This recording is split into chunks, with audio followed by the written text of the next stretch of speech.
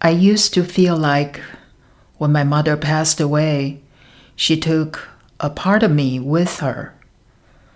But over time, I realized that her death actually taught me how to live with more courage and strength. Does that feeling resonate with your own experience of loss? Perhaps through that loss, we find a way to celebrate the essence of our loved ones by choosing to live with purpose and heart.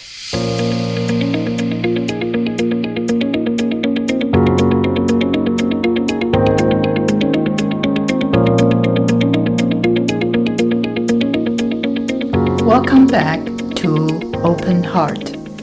I am your host, Leslan.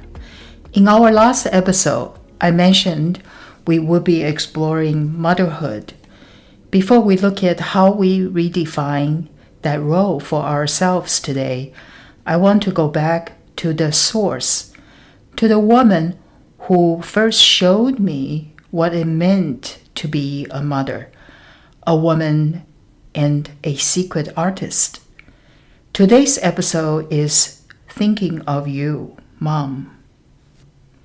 My mother was a woman of quiet strength and graceful presence. Through family stories, I came to understand that she spoke her mind boldly and stood up for herself, traits that ran deep in the women from her family line. Yet, her opportunities were limited by the gender roles of her time.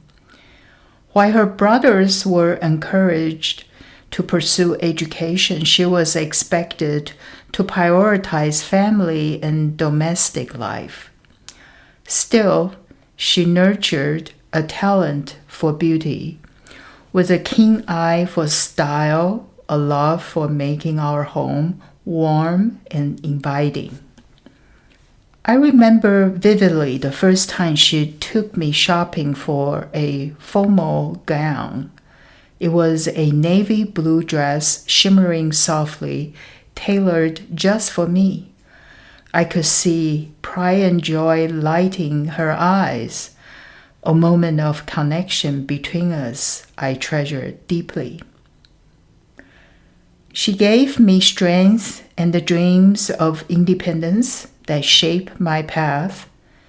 But as I grew older, I longed to know her beyond the roles she embodied.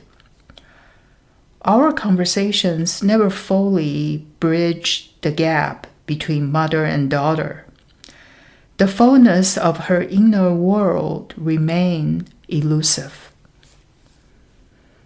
When she passed away suddenly at 49, I was only 29. Pancreatic cancer took her swiftly, just months after diagnosis.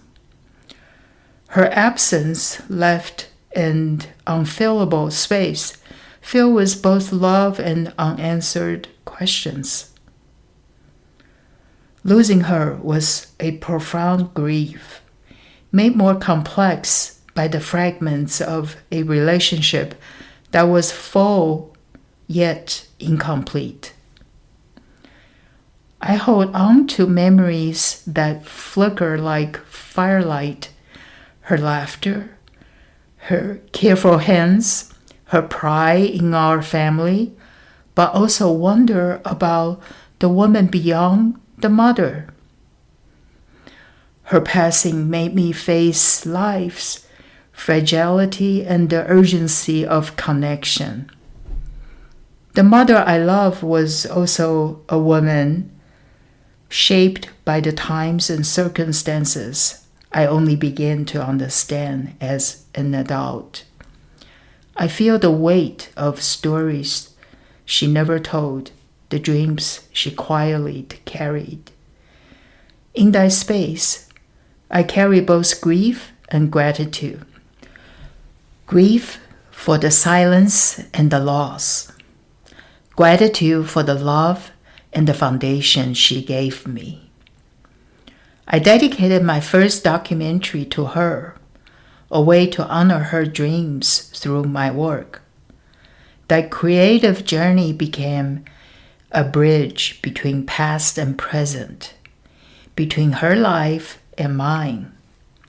Still, I ask myself the questions I never had the chance to ask her. What dreams and hopes did she keep tucked away, sharing only a glimpse with the world? What private moments sparked genuine laughter in her heart? When she stepped away from her family duties, what fears lingered and what joys uplifted her spirit? Now, as a mother and grandmother, I understand differently. I see how love is both protective and transformative. I try to carry forward not just her legacy, but also the parts of her she could not express. Her strength teaches me resilience. Her love teaches me compassion. In honoring her memory, I find a purpose to embrace life fully with openness and heart. Perhaps in the spaces she left unexplored, I can create new stories, ones that honor both what was and what can be. When I finished my documentary, Take a Bow, the Ingrid Clearfield story, I dedicated the film to my mother. I wanted the final notes the audience heard to reflect her grace and the life force she passed down to me. Today, I'm bringing it here into our open heart space to close this chapter of her story. Thank you for joining me for this episode of Open Heart. This is a podcast where we share ideas, stories, and questions with an open heart so we can be kinder and wiser to ourselves and to each other. Here's Elizabeth's Lullaby, composed and performed by Dennis Alexander. Take care.